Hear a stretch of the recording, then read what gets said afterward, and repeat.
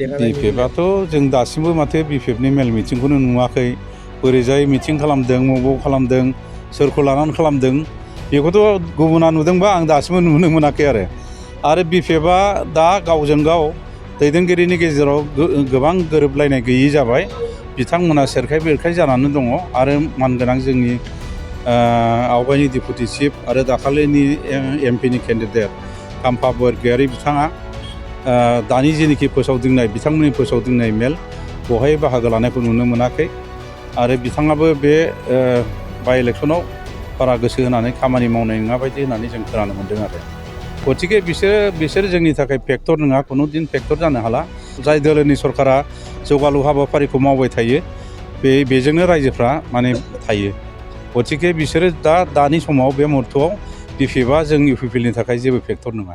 Bajaj bike सालायनो मोजां मोनग्रा रायजो राजाफोरनि थाखाय मोनसे गोजोनथाव खौरां। सेरफांगुरि बाजाज श'रुमा फुजा 2024 धामाका अफार होगासिनो दं।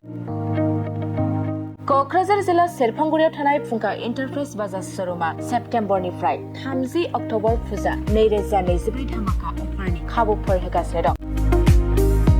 नोंथांमोना सेरफांगुरियाव थानाय फुंखा एन्टारप्राइज बाजाज श'रुमाव खुंफुंजानाय फुजा धामाका अफाराव फैनानै नोंथांनि लुबैनाय बाजाजनि बाइकखौ लांफैनो हागोन।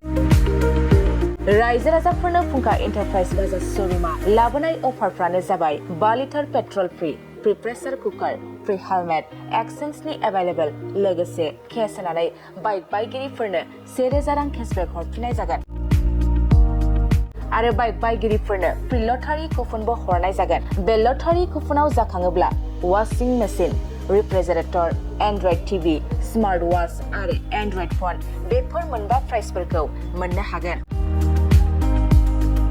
नोंथाङा आबुङै मिथिबावनो थाखाय 6003817191 9101598021 आरो 9101547892 जानबुं नाम्बाराव खौरां लाहरनो हागोन।